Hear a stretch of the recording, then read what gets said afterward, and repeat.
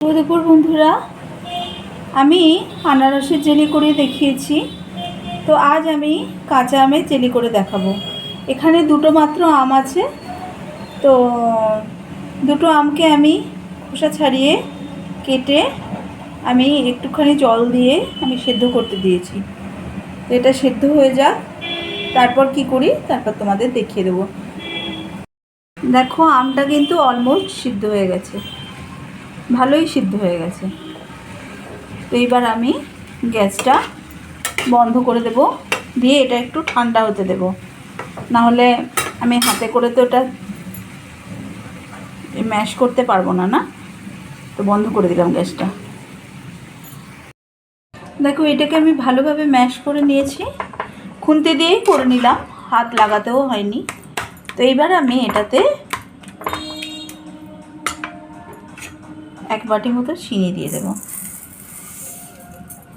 মোটামুটি এটা 250 গ্রাম চিনি হবে।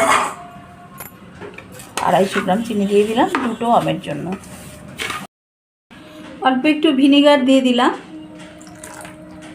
যাতে এটা একটু বেশি দিন লাস্টিং করে, মানে মাস 2 মতো রেখে খাওয়া যেতে পারে। দেখো, আরও একটু চিনি দিলাম, পরে একবার দিলাম, দিয়ে আবারও একটু দিলাম।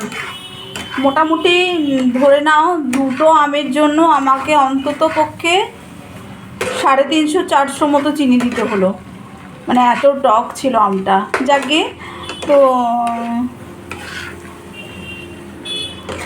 এই যে দেখছো জেলিটা, এটার সাথে তোমরা চাইলে ফুড কালার মেশাতে পারো, বাট আমি ফুড কালার মেশাবো না, আমি এরকমই রাখবো।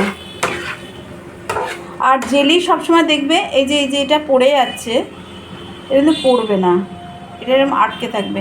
এই যে এটা আটকে আছে, ব্যাস এবার হয়ে এসছে। কারণ এরপর যদি আমি করি তাহলে শক্ত হয়ে যাবে, তখন আর মানে আমি আর শিশিতে ঢালতে পারবো না।